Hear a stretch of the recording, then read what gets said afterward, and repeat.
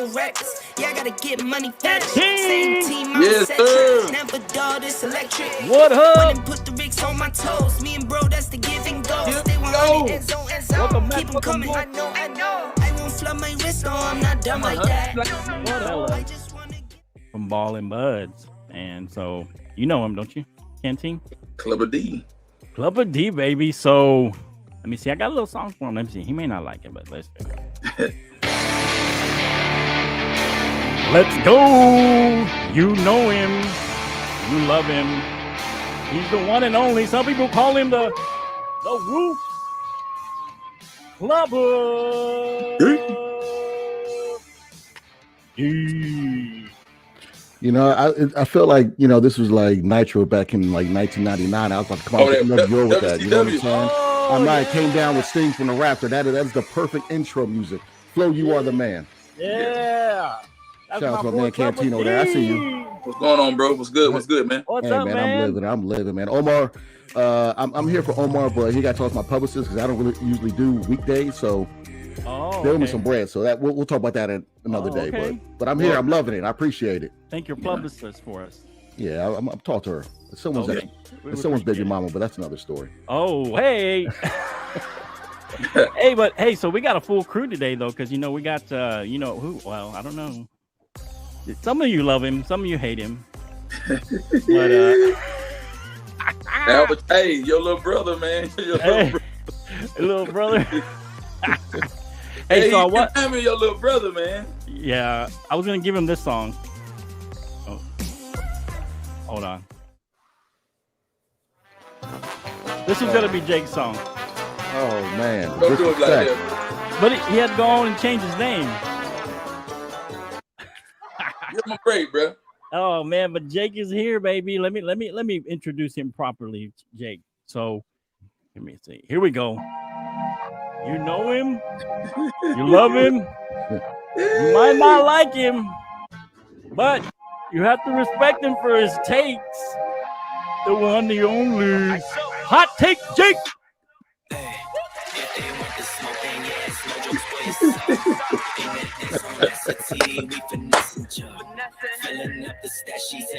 What's up, guys? What up, Jake? What up, bro? My man Jake, what's up, brother? I made sure to wear this jersey because the last time Clubber D was on, he was Oh, very much of a hater of Elway. I didn't Oh like no. Trust me, Elway's a top quarterback, Did you say Elway was the greatest of all time? Is that what but you he's said, not right? He's not Montana. Come on now. yeah, come on. I'll hold judgment. I'll hold myself right. Restrain yourself, Jake. Restrain yourself. Just thank the Niners because you know Shanahan got you all over the hump. Remember that. Oh, Where it came from. Yeah, it's better to have the father than the son. oh. I agree. You see, Jake was saying some good stuff. I tell you, man. Yeah, sometimes he comes out with the good it's stuff. right. It's man. weaved in there. Hot Take Jake, but you know, I always know him as the Bronco lover. The Bronco lover. The Bronco lover. This looks fun. Oh man. But anyway, all right, thanks for joining. It's episode 62. We're just here having some fun. Omar didn't make it, but Clubber D's here. Hot Take Jake is here. Man, we partner with Dale Harrison, Let's Talk Sports, and the Sideline Sports Network. So go and give us a like over there. Check us out on YouTube, or if you're on YouTube, check us out on Facebook. We got a page where we just post sports. YouTube is mainly the live videos, but we appreciate your watch show. Give us a like, give us a comment. Let us know how you feeling, how you doing. Oh, look, Ballin' Buds gave us a comment. That's probably Omar. Somebody hacked his account. Somebody hacked his account. Yeah, Oh, that's the- not him. There we That's go. not him. Hey, so why they call you the Wolf? You know, because for every group, you know, you need like a wolf pack. You need a leader. You know what I'm saying? And Okay. some people drag ass, so somebody has to step up and be the leader at times. Oh, To the I plate, like man. I Yeah. like it. Is that too loud? Let me turn it down some. It's like it don't have a middle ground. Anyway, all right. So let's see. We're streaming on all different kinds of channels. Hey, we're up to 1243 on the Facebook group. We appreciate everybody 1,500. watching us on the Facebook group. Don't miss out. 1,500. Wait, man. Maybe we'll make it there. We'll see. About football season. Oh, Yeah. Let's go. Oh, that's why I go. That's why it turns off, because I didn't hit the re-loop it. So.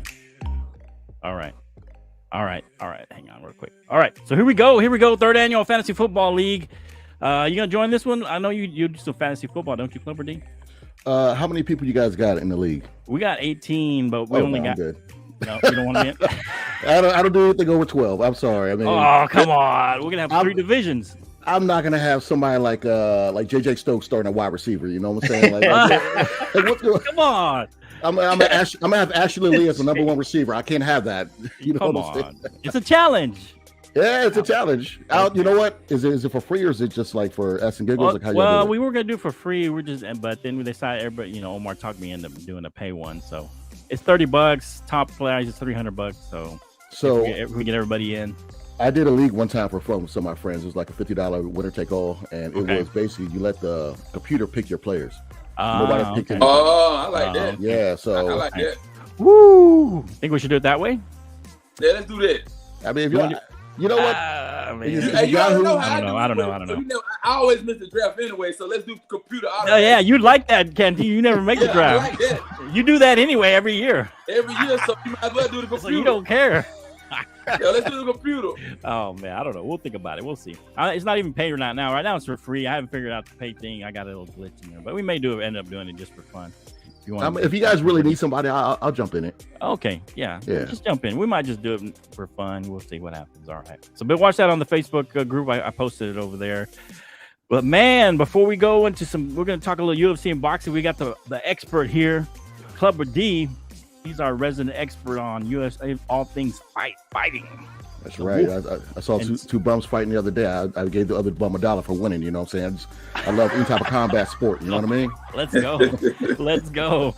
All right. So, we had the long-awaited fight between Terrence Crawford and Errol Spence Jr. It took place in Las Vegas. And then at the same time, it was Dustin Poirier and Justin Gaethje. Is that his name? Gaethje? Yeah, faced off in UFC. Is it 292? Yeah, it was I think it was 290. Yeah, 291. 291, I thought. Yeah, in Salt Lake City. Man, so you know who won the pay-per-view battle on that? I don't know. Oh, which one? The Crawford, or you talk about the UFC? Either one. I mean, they were kind of at the same time, weren't they? Yeah, so I was at a bar with a bunch of friends. We were focusing on Crawford. We watched the undercard of UFC, but the Crawford fight, that was the main event. But we had the screens right next to each other, so it was wow, pandemonium during the Crawford That's crazy. fight. Why would they do those at the same time? That seems a little odd. Dana White says he loves boxing, but he did this last year when Canelo fought Bivol. Oh, yeah. They did the same thing, a UFC card. And I think I was trying to prove a point to say people still will watch UFC over boxing, but right. Yeah. I hate it. Yeah, that's bad for the people who really like fighting. You know, they can't watch and enjoy one. Like both. They kind of have to have them on double screens or watch the other one later. Yeah, it's kind of rough. Yeah, but anyway, yeah. So we talk about Justin Poirier and Gaethje. Kind of was it a head kick? Well, I'm sorry, it was a rematch between the two, right? Yeah, it was a rematch between two. Poirier won the first one. This one, it didn't go the way. You know, sometimes I'm after the fact king, so when I'm wrong, I'm right at half the time. But this fight didn't go the way I thought. I'm props to Justin Gaethje. He did change his style up. He's usually one of those guys that just likes to rush, leg kick, just straight pressure. Now he's more calm down, relaxed, picking his shots. But I mean, that left kick to the head, jeez. Wow, he earned his name highlight, right? Oh, he earned it on that one. Yeah, man. Wow. So it definitely went the way didn't go the way you thought it was going to go. No, I thought Poirier was going to catch him. I thought it was going to be the other way around, kind of like the first fight. I didn't think it would be this outcome, but he had a longer layoff. I think he hasn't fought since Chandler, which is maybe over a year. And Gaethje's been a little more active, so hats off to Gaethje. And plus, they fought in Salt Lake City, which is higher altitude. Gaethje, they went in Vegas, right? Yeah, they went in Vegas. They were in altitude in Salt Lake City. So, I mean, he said, "Smell my feet," and he smelled his foot and went to sleep. So, it was. He was dreaming about that ankle. Yeah. So, any other fights on there that you liked on there on the undercard that you thought was fight? Some fights I picked the winner, but it was just the way they won was different. How I said the Derek Lewis fight was hilarious because this was his last fight on the in UFC. He might resign, he might not, but he just went with a flying knee. This man is representing Houston. He's a flying knee out of nowhere. Right. Starts punching on him, and then they call the fight, and then he takes his drawers off like he did when Conor lost to Khabib and said my balls were hot. So wow. But this is the thing with Derek Lewis is like this is like under UFC. He might resign, he might not. Right. But he likes to throw these things. So picture him up bare knuckle fighting. Wow. How would he do? Kind of like if Tebow was still alive. Is there a market for that bare knuckle fighting? Oh yeah, it's they got their own BKFC. It's a big sport. I mean, they have MMA fighters gone over there and done well. A lot of these fighters are making a lot more money with bare knuckle fighting than they're making in the UFC. So that could be something for him. He's 38 years old, so he's not young, but could be something for him. Okay. Makes sense. Hey, Canteen or Jake, you got something for him about the UFC? Now let me ask you a question. I know this is an off the wall question. Mm-hmm. What's the usual payout for some of those, like the undercards and like the main events? I wonder what those guys make. So it's different. So say if you're a prelim guy, you might get 12 to 20 to show and 12 to 20 if you win. What up, Elias?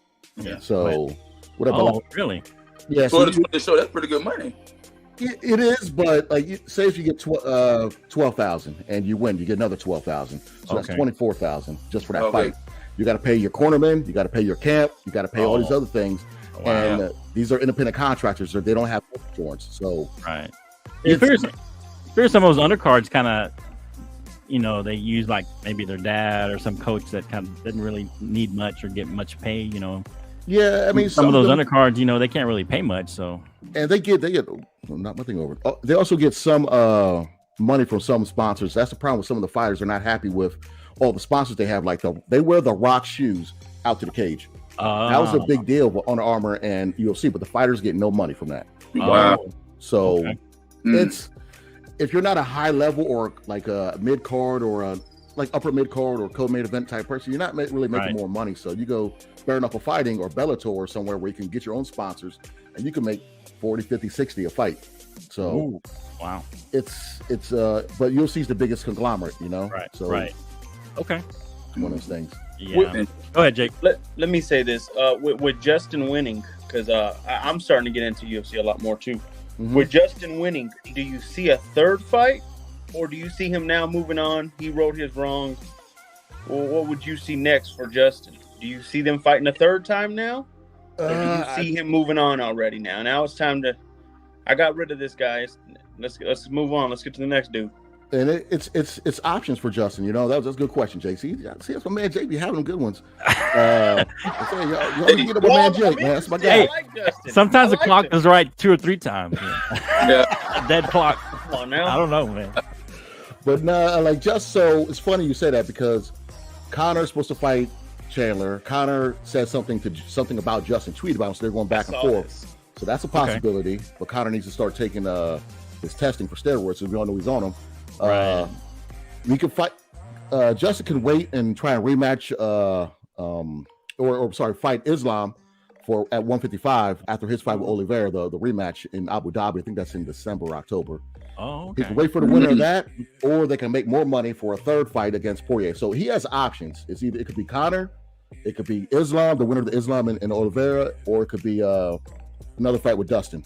Each of them are all money options. If I was him, I would just say, where can I make the most money? You know what I mean? Right. Well, in your opinion, don't you think? I would guess Conor would be, but don't you think Conor's a little past his prime now? Don't you think Conor's washed? I don't think. Right? He's not the same. Has he fought since he broke his leg? I didn't. Nope. I didn't think so. That was a bad break, man. That was ugly. Yeah. Yeah. I mean, Conor's money though. Conor. Yeah, he does. He does bring in money. Yeah, that's true. He's gonna bring in the most money, of course.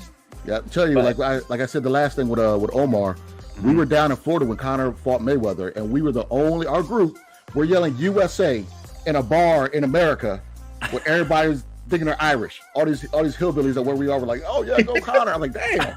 Are you kidding me? The Patriots is kind of funny sometimes, but yeah. But Conor brings everybody out. He made so much money on that fight, and even when he fights in UFC, so Yeah. Yeah, I'd like to see him come back and like fight somebody and kind of get a good, match that he wins, that he beats somebody, that's got some it's pretty decent, but Yeah. kind of get himself back in there instead of just going right to a big fight. You know, I think that'd be better for him. Anyway, so let's go to boxing real quick. Errol Spence Jr. and Terrence Crawford fight. Crawford obviously outclassed Spence Jr. in round 9th round TKO. I don't know if you saw this. I said this when you guys were talking, you and Omar. I said that Crawford starts out slow. If Spence doesn't take advantage of his usually slow starts, he's gonna get TKO'd later in the later rounds. But anyway. So I guess the debate is over. Who's the best welterweight in the modern era, right? What's your thoughts about this fight? This is probably the biggest welterweight fight belt-wise, probably like 30, 40 years. And the way that, I've always been a big Bud Crawford fan. You know, people always try to crap on his record, say he ain't fought nobody, but they don't really. It's a difference like casuals and super nerds like me that are into boxing. Right. And I like Errol Spence, but these layoffs. That's not good for fighters. You cannot be taking layoffs like this. And he may have won the first round, but after the first round, even part of this, I think the second was close too. Right? He got knocked down at the end. I mean, up until he got knocked down. Yeah, you're right. Absolutely right. And the way Bud fights compared to Spence, like Bud was using a hard jab, like he was sticking. It wasn't like a flicker. He was really hitting with the jab. Not a lot of fighters do that, and his angles that he takes, he makes you walk into fights. He sets punches. He sets traps all the time. Like when he was hitting them right here by the ear, because he knows it's going to knock your equilibrium off. So he made Spence like an amateur. That pressing, like I'm going to pressure you fighter, that's not going to work on Bud Crawford. So Spence had no B or C playing. It was just I'm going to pressure Crawford and see what happens because I might be the bigger guy. No. And then he just knocked him out his game plan, and he had no plan after that. Yeah. Wow. You got anything, Canteen? Anything from about the fight? Or Jake? Nah. Jake, go ahead. I'm going to ask this one now, and this is to the loser. So I saw Stephen A. earlier put this out. Do you think it's right for him to retire now, or do you think he should come back out? Talking about Spence. He said, hey, man, I think Spence has already had his time. He did a good run. But they were saying that his time is done. That's what Stephen A. was saying earlier, and I was like, man, let me ask. Elias did say that. He gets on. Yeah.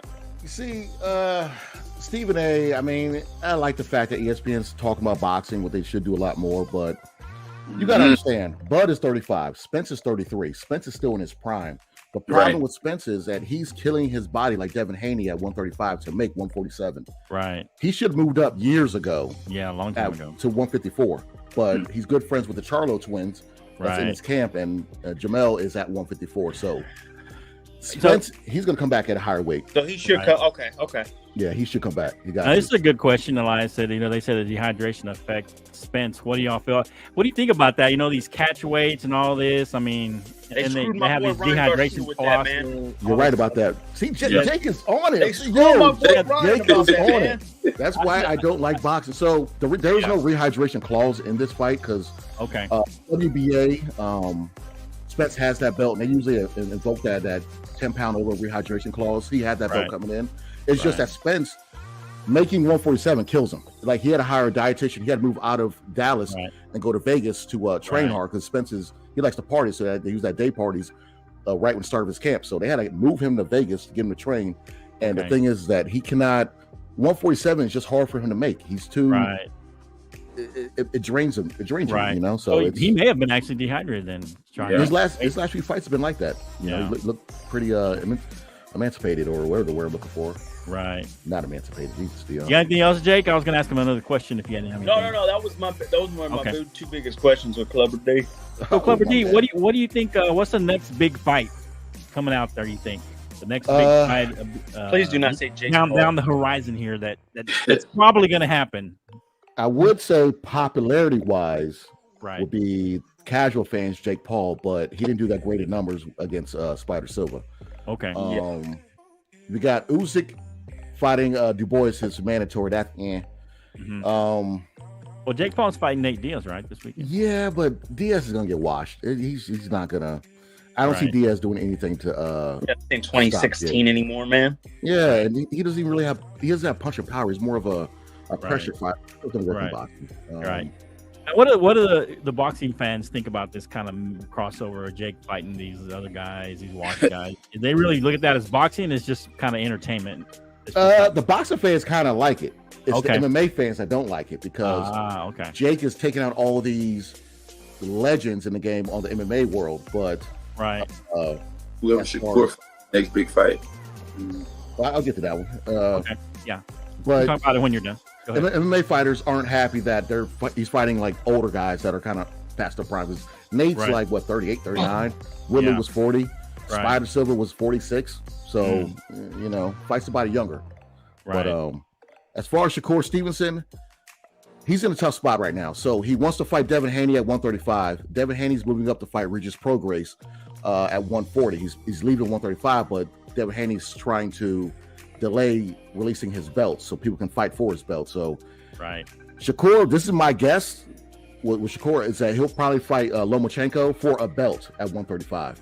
Oh. I don't see Haney coming back down because he had to weigh himself 3 times before his last fight with Lomachenko Right. to make weight. And he is the undisputed at 135. And so I don't see him staying there. He's gonna move up for sure. Yeah. Okay.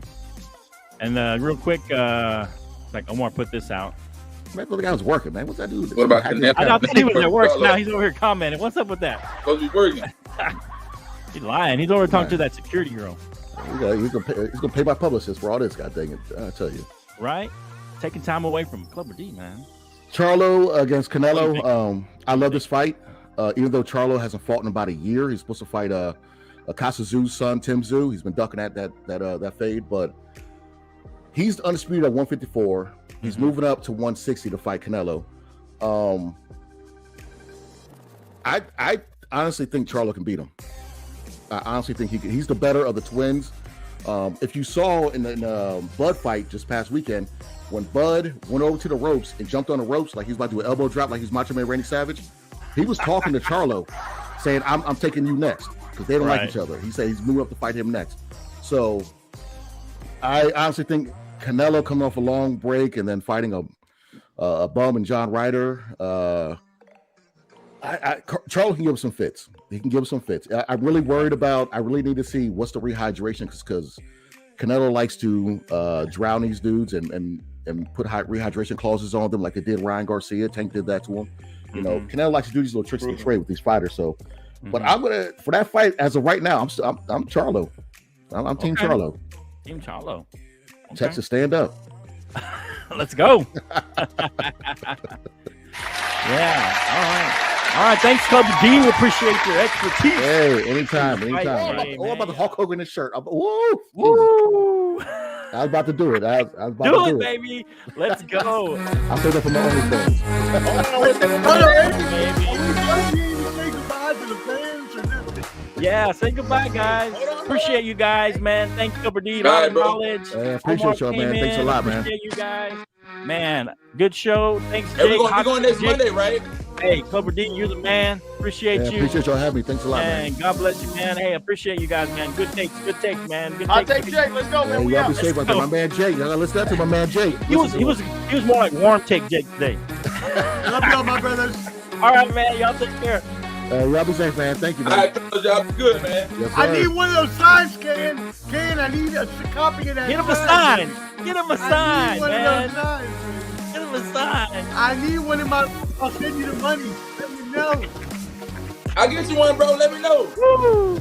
Yeah, All right, man. give it. I need it. All right, brothers. All right, Flo. We'll see you, brother.